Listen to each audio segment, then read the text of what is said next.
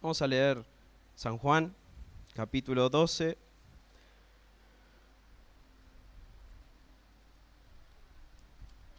Versículos 9 en adelante. Dice: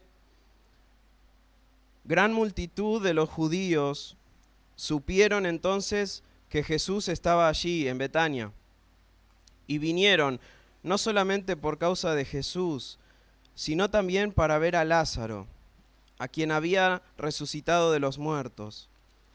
Pero los principales sacerdotes acordaron dar muerte también a Lázaro, porque a causa de él muchos de los judíos se apartaban y creían en Jesús. El siguiente día, grandes multitudes que habían venido a la fiesta, al oír que Jesús venía a Jerusalén, tomaron ramas de palmera y salieron a recibirle, y clamaban: ¡Hosana! Bendito el que viene en el nombre del Señor, el Rey de Israel.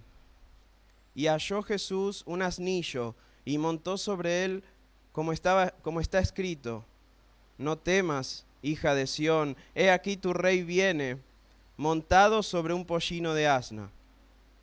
Estas cosas no las entendieron sus discípulos al principio, pero cuando Jesús fue glorificado, entonces se acordaron de que estas cosas estaban escritas acerca de él y de que se las habían hecho. Y daba testimonio la gente que estaba con él cuando llamó a Lázaro del sepulcro y le resucitó de los muertos.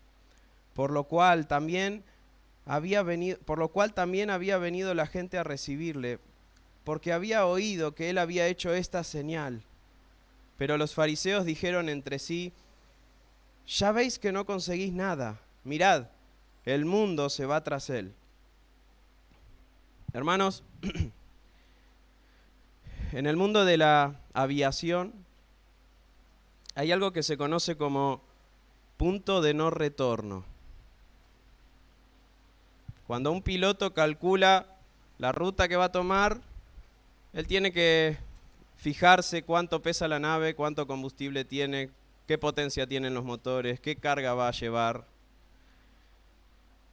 Y entonces el piloto va haciendo algunos cálculos y define un punto de no retorno y lo marca en el mapa. Y a partir de ese punto, si algo le sucede antes de llegar a ese punto, puede regresar al aeropuerto. Pero si algo le sucede luego de ese punto, ya tiene que buscar otro lugar, porque no le va a dar el combustible para regresar al aeropuerto. Así que a partir de ese punto en el mapa, tiene que seguir adelante. No puede volver atrás. Bueno, hermanos, el que acabamos de leer, este es el punto de no retorno en la vida y en el ministerio de Jesús.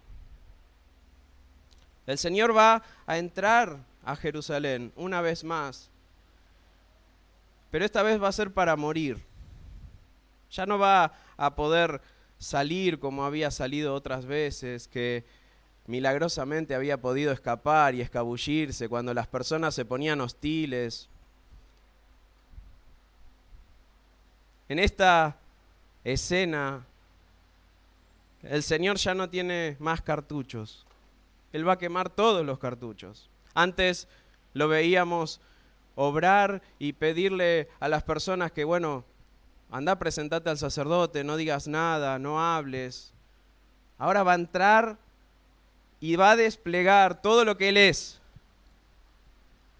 No va a dejar nada en el tintero, no va a dejar nada a la especulación. Él va a entrar como rey, porque este era el tiempo señalado por el Padre, ya había llegado su hora.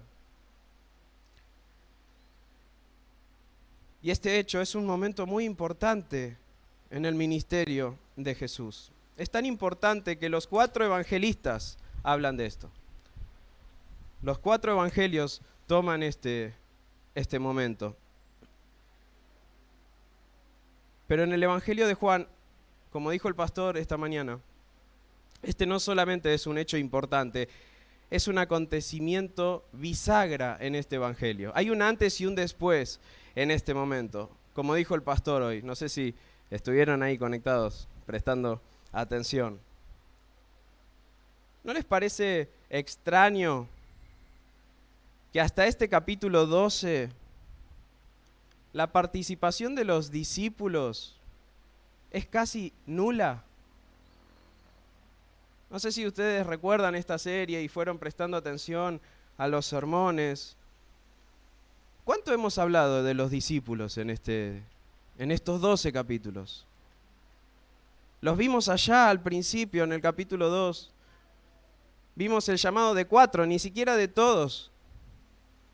Jesús llamó a sus primeros 4 discípulos. Vimos a Jesús cruzando un par de palabras cuando iba a hacer el milagro de multiplicar los panes y los peces. Señor, no tienen nada, anda, mandalos a las aldeas a que busquen alimento. Esa conversación operativa. Al final de ese milagro lo vemos a Pedro diciendo, Señor, ¿a dónde iremos? Solo tú tienes palabras de vida. Y eso es todo, hermanos, 4 o 5 cositas sobre los discípulos. Y los vemos en los demás evangelios constantemente a los discípulos. De hecho, en los demás evangelios Jesús está constantemente hablándoles. Y en ocasiones los discípulos toman el lugar de protagonistas. El Señor los envía a predicar. Y ellos van a predicar y después vuelven y le dan un informe al Señor. Tienen una participación mayor. Acá pareciera que pasaron 12 capítulos. Y si no fuera que sabemos que Jesús tiene discípulos, pareciera que nos olvidaríamos. En este evangelio hasta acá no los vimos casi por ningún lado. ¿Y por qué es esto? ¿Qué es lo que Juan nos está queriendo mostrar? ¿Cuál es el énfasis de Juan? ¿Cuál es la intención de quien escribió este evangelio? Bueno, Juan está poniendo todos sus esfuerzos en mostrar las tensiones que había entre Jesús y lo que Juan nos presenta una y otra vez como la multitud o las multitudes. Jesús se presentaba a sí mismo como el Mesías, como el Cristo, como el Salvador, el enviado de Dios, y por el otro lado las multitudes, que Juan hasta ahora siempre identificó 2 grupos definidos de personas: los judíos comunes, ciudadanos del pueblo, a los que Juan describe como personas con una fe superficial. ¿Se acuerdan? Muchos creyeron en él, dice Juan, pero Jesús no se fiaba de ellos. ¿Se acuerdan? El Señor no se fiaba de ellos. La fe de ellos era superficial. Y cada vez que veíamos a Jesús hablando con ellos, no entendían bien su lenguaje. ¿Recuerdan, no? El Señor hablaba de ser el pan de vida y ellos estaban pensando en canibalismo.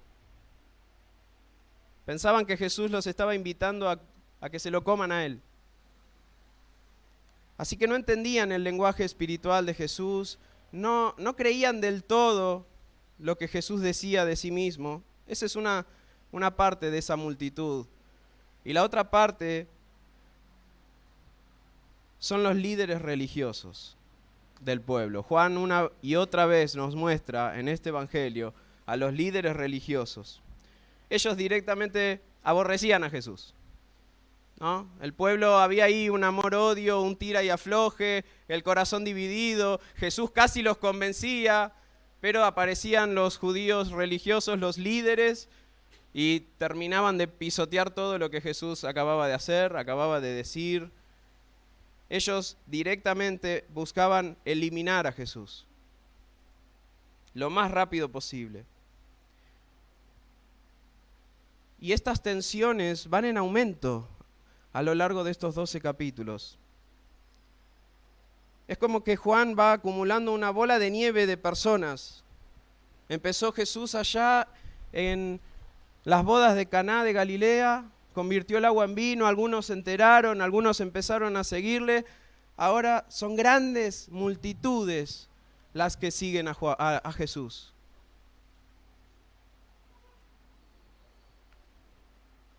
Y todas estas tensiones entre Jesús y la gente fueron en aumento hasta alcanzar el clímax, este clímax que vemos en la entrada triunfal de Jesús. De hecho, este es un punto bisagra en el ministerio de Jesús, porque a partir de este momento, algo pasa en esta entrada, algo sucede aquí, que la narración de Juan se invierte totalmente. Los discípulos que parecían ser el decorado en el relato, ahora van a ser el centro de atención absoluto de Jesús. De hecho, todo lo que Jesús va a decir en el capítulo 13, 14, 15, 16, 17, va a ser pura y exclusivamente para sus discípulos. Y cuando Él resucite, ¿a quién va a ir a buscar? A sus discípulos. Va a ir a buscar específicamente a Tomás, específicamente a Pedro, para decirle: Pedro, ¿me amas? Todo el énfasis cambia a partir de este capítulo. Jesús se vuelca de lleno a los suyos, a los que creyeron verdaderamente. ¿Y por qué estoy haciendo tanto hincapié en esto? ¿Por qué me estoy deteniendo tanto aquí, hermanos? Porque si no apreciamos esto, nos va a parecer contradictorio lo que Jesús va a hacer ahora. Porque vamos a ver a toda una multitud eufórica, feliz, alabando al Señor. Le van a dar la bienvenida a su Mesías, y de todas maneras Jesús se va a apartar de ellos definitivamente. Y si no entendemos esto que Jesús vio en ese momento, nos va a parecer que Jesús era un inconformable, o que era una especie de rey caprichoso, soberbio, que no le gustó mucho el recibimiento que le armaron y entonces se fue enojado. Pero no, hermanos, nuestro Señor Jesucristo vio algo en ese pueblo. Vio algo en esas multitudes que le hizo tomar definitivamente la decisión de apartarse de ellos, de ocultarse. Vamos a leer en este capítulo cómo Él se ocultó de sus ojos. Vamos a ver la escena en el que acabamos de leer. Dice el versículo 9: gran multitud de los judíos supieron entonces que Él estaba allí. Él estaba en Betania, pero ¿la ven ahí? La gran multitud. Juan habla de la gran multitud.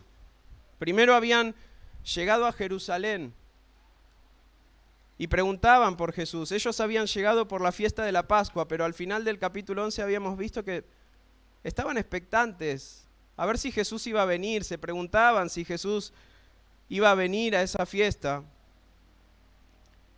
Y seguramente la información de que Jesús estaba ahí cerquita en Betania les llegó a los oídos, así que fueron para allá. Ellos querían ver a Jesús, pero no para verlo como un Mesías, no para verlo como el Salvador. Vamos a ir a ver al Señor, nuestro Salvador, nuestro Dios encarnado. Ellos tenían más ganas de satisfacer su curiosidad con respecto a Lázaro. ¿Ven lo que dice? No solamente vinieron por causa de Jesús, sino también para ver a Lázaro, a quien había resucitado de los muertos. Ahora Lázaro parecía una especie de atracción turística. Entonces iban a ver a Lázaro. Me imagino a Judas, ya que le gustaba, habrá puesto alguna boletería, algo para ver a Lázaro, ¿no? Ya la debe estar pensando.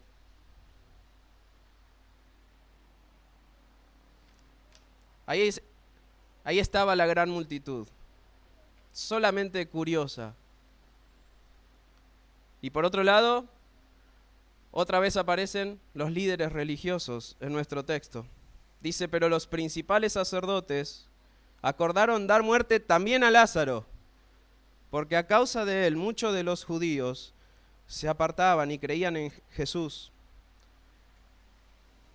¿Ven cómo van aumentando las tensiones? Estos líderes judíos ya estaban resueltos a matar a Jesús y también a Lázaro. La sed de sangre era cada vez mayor. Habían dado orden para que lo prendiesen a Jesús, para encarcelarlo, pero aquí ya se habían puesto de acuerdo a matarlos y empezar a matar a sus seguidores. Por un lado, que Lázaro haya resucitado era una amenaza para una parte de su sistema religioso. Ellos no creían en la resurrección, los líderes judíos. Eran saduceos. Y que Lázaro haya resucitado era un problema para ellos. Pero ese no era el mayor problema. Los judíos que veían a Lázaro cada vez se embelesaban más con Jesús y se apartaban y dejaban de escuchar a estos líderes religiosos y seguían a Jesús, su archienemigo. Toda la atención que ellos antes recibían, ahora la recibe Jesús. Y miren la ceguera, hermanos, la dureza del corazón de estos líderes. Querían matar a Lázaro. Lejos de reconocer en el muerto resucitado al dador de la vida, querían volver a meterlo en la tumba, con tal de no reconocer a Jesús como el Salvador, como Dios en carne y hueso, como el Señor.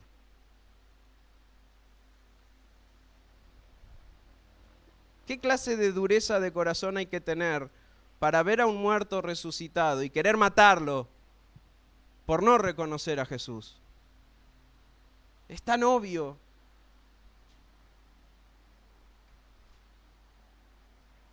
El siguiente día, dice el versículo 12, grandes multitudes que habían venido a la fiesta, al oír que Jesús venía a Jerusalén, tomaron ramas de palmera y salieron a recibirle y clamaban: Hosana, bendito el que viene en el nombre del Señor, el Rey de Israel.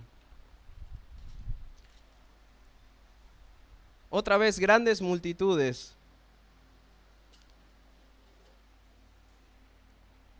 Se celebraba en Jerusalén la fiesta de la Pascua. Era la celebración más importante en Israel. Judíos, prosélitos de todo el mundo venían a Jerusalén a participar de la conmemoración de lo que Dios había hecho en el Éxodo, hacía miles de años atrás. El pueblo de Israel recordaba cómo Dios los había liberado del yugo de los egipcios. Y para que nos demos una idea de lo que estaba pasando en Jerusalén en este tiempo, hay algunos registros de cuántos corderos se sacrificaban para esta fiesta de Pascua. Y en base a la cantidad de corderos que se sacrificaban, se pueden saber más o menos cuántas personas había en Jerusalén en la fiesta de la Pascua. Y aproximadamente había entre 2 y 3 millones de personas. Así que Juan no exagera al decir que grandes multitudes estaban buscando a Jesús. Grandes multitudes habían venido a la fiesta. Pero esta Pascua era distinta. Había una expectativa tan grande con respecto a Jesús. Todos estaban a la espera. Todos estaban a la expectativa de si Jesús iba a aparecer. Así que cuando aquel domingo escucharon que Jesús iba a entrar por la puerta oriental de Jerusalén, salieron a recibirle. Así que imagínense, ya Jesús venía con una multitud de Betania. Y ahora sale una multitud de Jerusalén a recibirle. Y hay 2 multitudes que se juntan para recibir y darle la bienvenida a Jesús. En los otros evangelios se nos cuenta cómo pavimentaban el piso con sus mantos, con sus ropas. Otros cortaban hojas de palmera para agitarlas, para tirarlas. a los pies de Jesús en el camino. Para ellos, cortar ramas de palmera era un símbolo de victoria, un símbolo de que un líder político había llegado a ese reino, un líder que los podía liberar o que los había liberado. Era lo que habían hecho hacía 200 años con Judas Macabeo, que los había liberado del yugo de Antíoco Epífanes. ¿Se acuerdan que estuvimos hablando un poquito de él? De la misma forma lo habían recibido.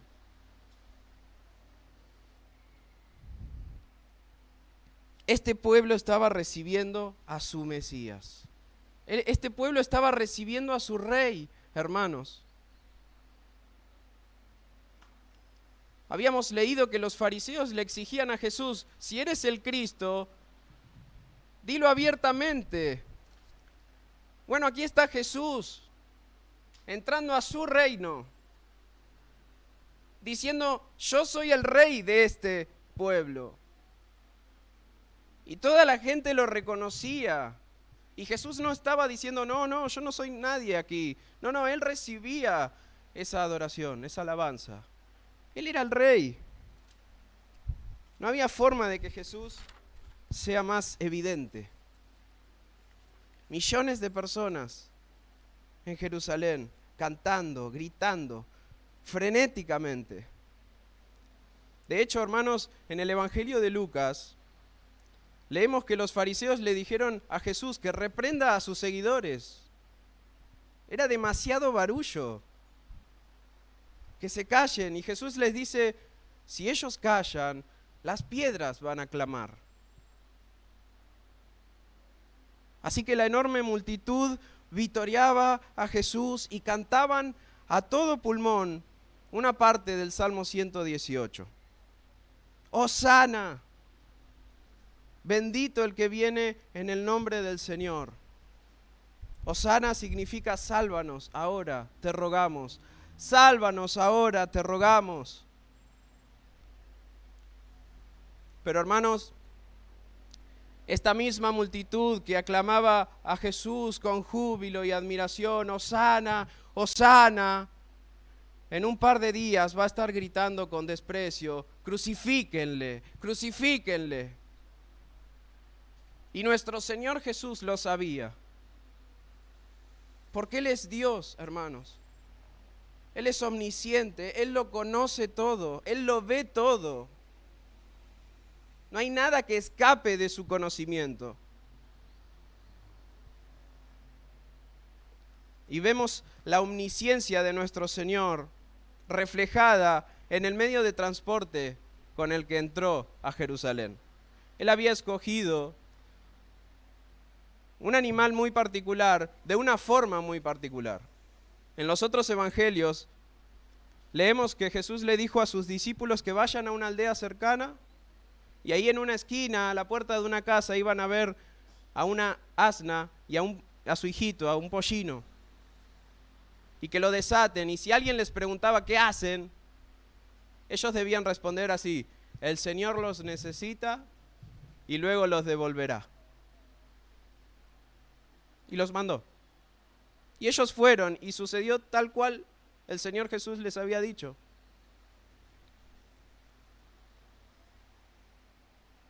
Y exactamente como Zacarías 9:9 profetiza, el Señor Jesús entró a Jerusalén. Dijo el profeta Zacarías: alégrate mucho, hija de Sión. Da voces de júbilo, hija de Jerusalén. He aquí tu rey vendrá a ti, justo, salvador, humilde, y cabalgando sobre un asno, sobre un pollino hijo de asna. No puede ser más exacta la descripción de esta entrada. El Hijo de Dios estaba cumpliendo al pie de la letra todo aquello que el Padre había revelado de Él en el Antiguo Testamento. Aunque sus discípulos no tenían ni idea de lo que estaba pasando. No sé si vieron en el texto que en el versículo 16 leemos que los discípulos no entendían lo que estaban haciendo hasta que luego de que Jesús resucitó y ascendió y recibieron al Espíritu Santo, ahí recordaron lo que se había cumplido. El Señor, en su omnisciencia, conocía cada detalle de lo que acontecía.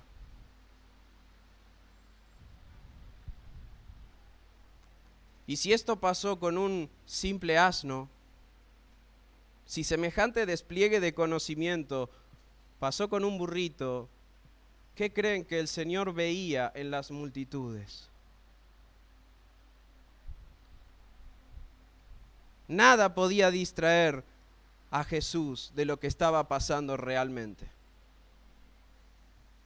Ni las hermosas hojas de palma, ni el pavimento de ropa, ni las multitudes cantando y danzando, inclinándose y haciendo reverencias, ni la procesión, ni la mirada de miles y miles y miles de personas sobre él lo pudieron persuadir. Él estaba observando más allá de toda esa parafernalia. Él estaba observando más allá de lo que se veía. Él estaba mirando el corazón de este pueblo, con esos ojos como llamas de fuego.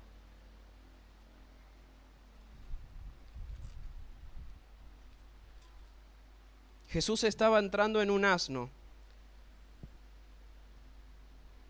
Cuando los reyes entraban en una ciudad, no acostumbraban a entrar en un asno. Siempre entraban a caballo.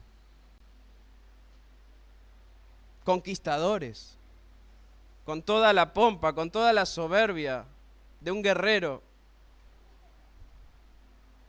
Solo cuando un rey quería comunicar paz, entraba en un transporte más humilde, más escueto. Nuestro Señor Jesús entró transmitiendo la humildad y el arrepentimiento, llamando a este pueblo con su medio de transporte a que se rindan ante Dios, a que teman a su Dios. Pero este pueblo no era capaz de captar el mensaje. Ellos no estaban esperando un líder espiritual. Ellos no estaban esperando a alguien que les muestre cómo estar en paz con Dios. Ellos no estaban preocupados por su pecado y por cuánto habían ofendido a Dios.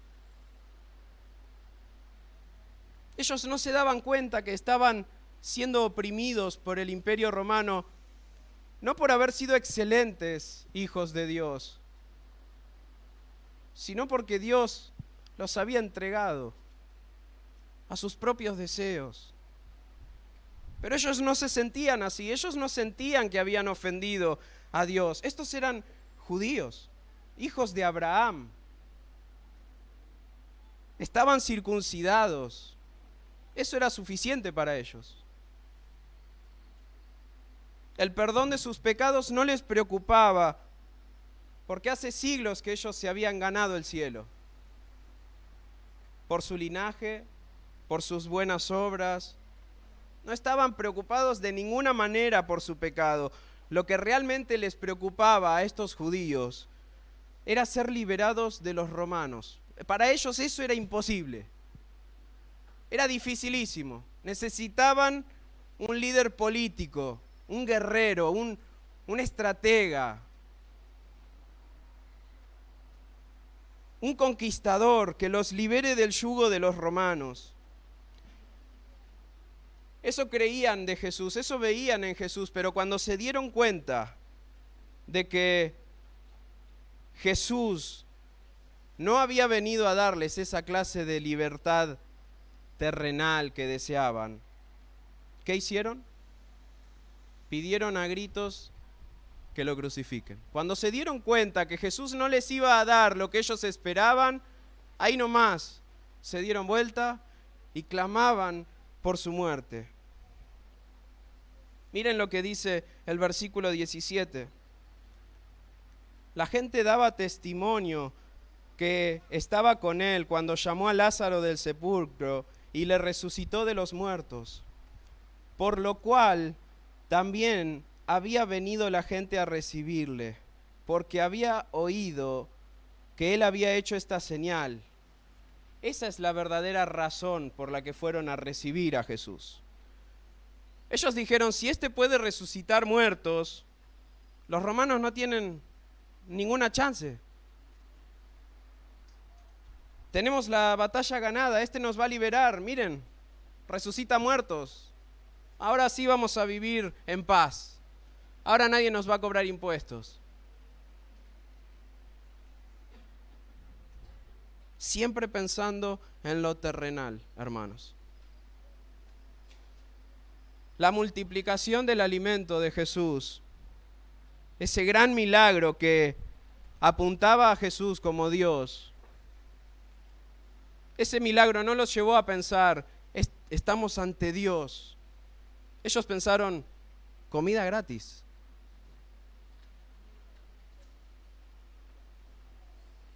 No había temor de Dios en sus ojos. Vinieron al otro día a buscar el desayuno. Por un lado, la fe superficial y el interés materialista del pueblo. Y por otro lado, la profunda incredulidad y hostilidad de los líderes del pueblo. Dice el versículo 19 que estamos estudiando, pero los fariseos dijeron entre sí, ¿ya ves que no conseguís nada? Miren, el mundo se va tras él. Estos eran los líderes religiosos, hermanos. Los guías espirituales del pueblo. ¿Usted entiende lo que está pasando acá? Ellos tendrían que haber identificado al Mesías con mayor facilidad.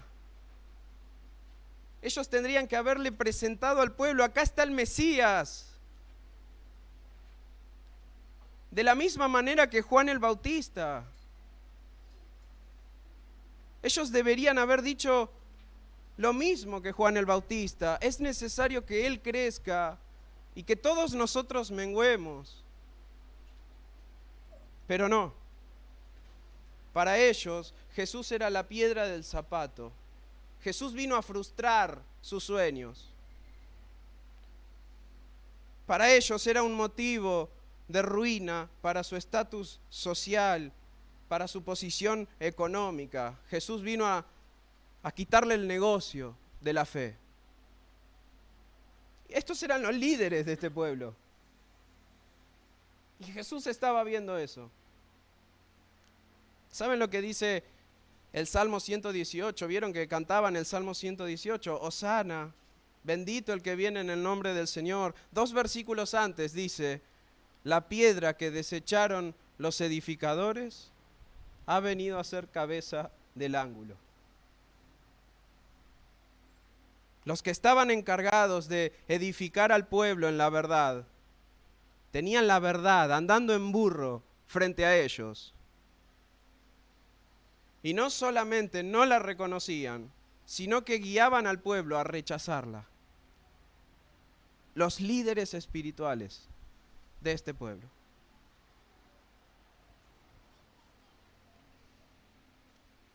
Este pueblo estaba alabando a Jesucristo y cantaban y estaban felices, gozosos, pero lo alababan con las intenciones y por los motivos incorrectos. Mientras ellos cantaban de alegría por la ilusión de bienestar personal, el corazón del Señor Jesús crujía. Mientras ellos estaban felices, cantando, pensando, qué lindo, no vamos a pagar impuestos, no vamos a hacer nadie nos va a presionar, vamos a vivir re bien en esta tierra. Mientras ellos se alegraban por sus proyectos personales, el corazón del Señor se entristecía. Dice el Evangelio de Lucas en esta misma escena que cuando Jesús llegó cerca de la ciudad, al verla, lloró sobre ella. Mientras todos sonreían, el Señor Jesús lloró sobre ella, diciendo: oh, si también tú conocieses, a lo menos en este día, lo que es para tu paz, mas ahora está encubierto de tus ojos. Porque vendrán días sobre ti cuando tus enemigos te rodearán con vallado y te sitiarán y por todas partes te estrecharán y te derribarán a tierra y a tus hijos dentro de ti y no dejarán en ti piedra sobre piedra por cuanto no conociste el tiempo de tu visitación.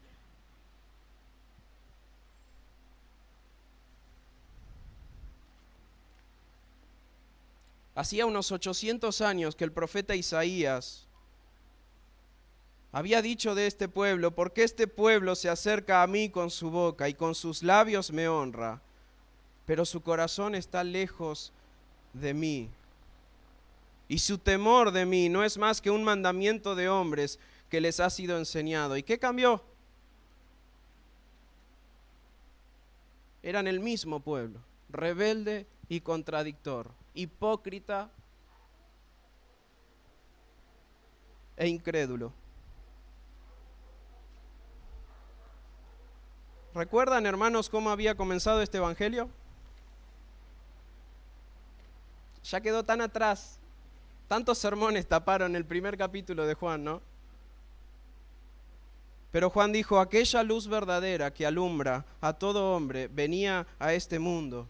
En el mundo estaba y el mundo por él fue hecho, pero el mundo no le conoció.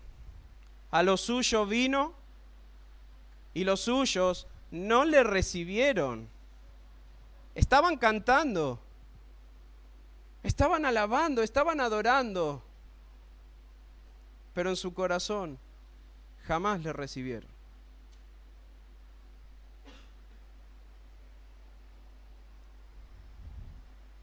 Hermanos, lo que pasó en aquel famoso Domingo de Ramos en Jerusalén, lamentablemente está sucediendo todos los domingos en un montón de iglesias a lo largo del mundo. Lo mismo. Grandes multitudes se reúnen para cantar y alabar a Cristo. Grandes multitudes se reúnen a celebrar y proclamar que Cristo es el Señor, que Cristo es el Rey de sus vidas, y se emocionan, hermanos, como estos judíos, y lloran, y levantan las manos y cierran los ojos. Y no digo que está mal hacer eso. Y hasta se despojan de sus bienes y dan con alegría.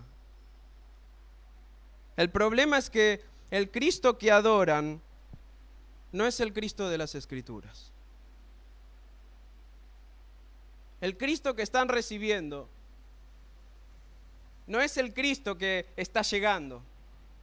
No es el Cristo que estaba profetizado. El Cristo que estaba viniendo era justo, salvador, humilde. Ellos querían un conquistador, sanguinario, soberbio. El Mesías que esperaban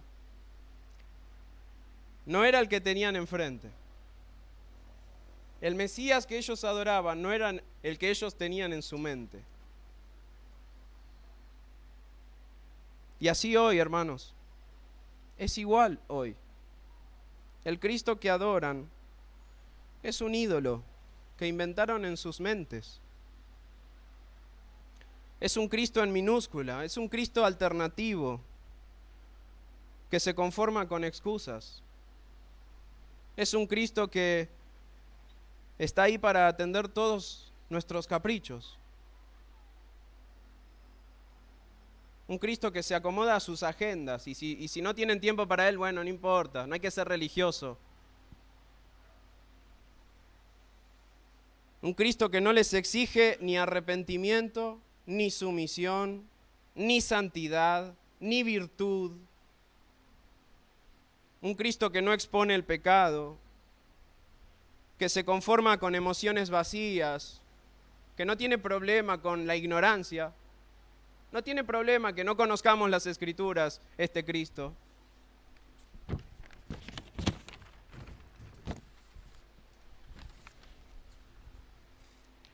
Ellos van a cantarle,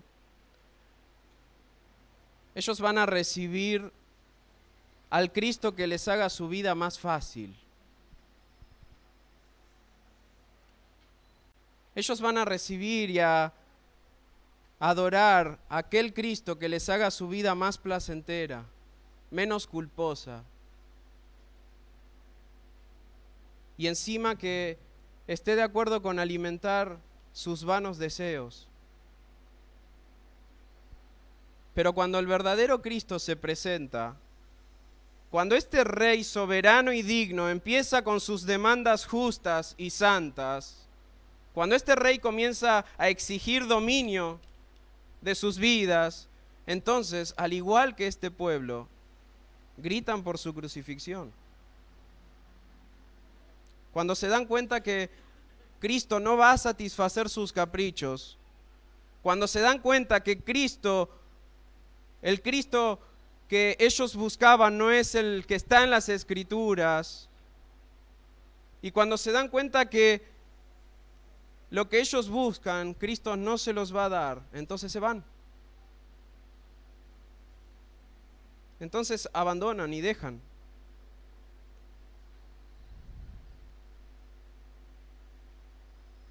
Lo que Cristo busca de ellos no están dispuestos a darlo. Ellos le pueden dar sus alabanzas, su adoración, pueden saltar, aplaudir, cantar, servir, pero no están dispuestos a darle el corazón.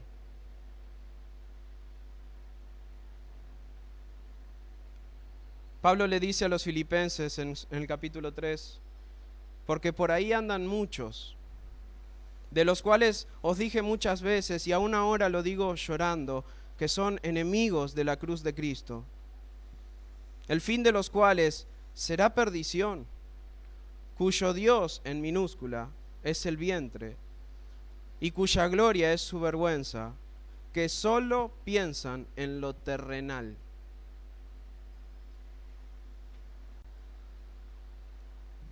El Mesías que este pueblo alababa no era el mismo que estaba cruzando en un asno. El Mesías que ellos tenían en su imaginación no era ni remotamente parecido al que estaban viendo. Y sí, hermanos, este pasaje nos enseña que es posible estar en una iglesia y es posible ofrecer alabanzas a un tal Señor Jesucristo y sin embargo estar tan lejos de la salvación como un ciego de poder apreciar los colores del arco iris. Es posible. ¿Y nosotros, hermanos? ¿Es este Cristo nuestro Rey? ¿Es este Cristo nuestro Señor y Salvador? Porque si estás alabando a un Cristo que no te manda a perdonar a tus hermanos, ese no es el Cristo de las Escrituras. Por más que le cantes, por más que lo alabes, si tu Cristo no te manda a ser santo, a amar a tus hermanos, a dar la otra mejilla, a ser humilde, ¿a qué Cristo estás adorando?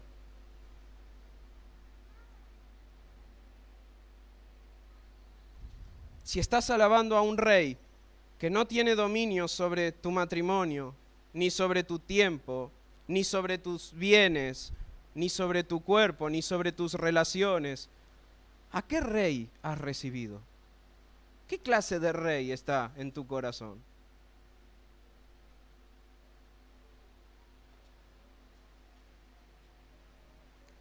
Si en esta tarde te diste cuenta de que el Cristo al que estás siguiendo no es el verdadero, Dios te está llamando al arrepentimiento. Todavía ese Mesías está sobre su asno. Todavía ese Mesías no se ha subido al caballo. Dice Apocalipsis que cuando Cristo regrese vendrá en un caballo conquistador. Pero aquí está sobre un pollino, hermanos. Humilde, justo, salvador. Y si hasta el día de hoy no adoraste a este Cristo, hoy podés arrepentirte y recibirlo verdaderamente. Y que dejes de poner excusas. Que dejes de pintar en tu mente a un Jesús que no existe.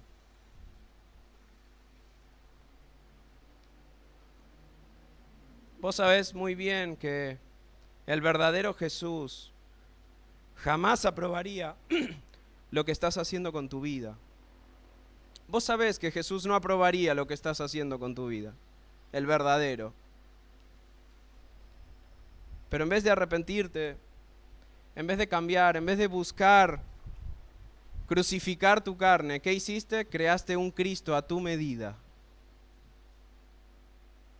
Uno que sea más fácil de alabar, de adorar, pero no es el de la Biblia. Uno no tan santo, uno no tan digno, no tan poderoso, y como no es tan poderoso puedo poner excusas. Y alguien no tan bueno, y como no es tan bueno, me puedo quejar un poco.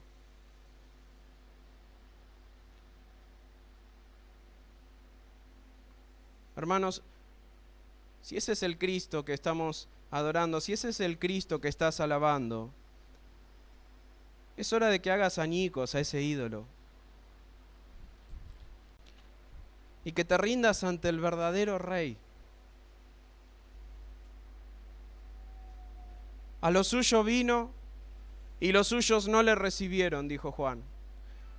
Mas a todos los que le recibieron, a este Rey, a este Jesús, y a los que creen en su nombre, no en un nombre que hayan inventado, a los que creen en su nombre, les dio potestad de ser hechos hijos de Dios. Pero es a este Cristo, hermanos, no a otro. Es a este al que debemos alabar, adorar y rendirle nuestra vida.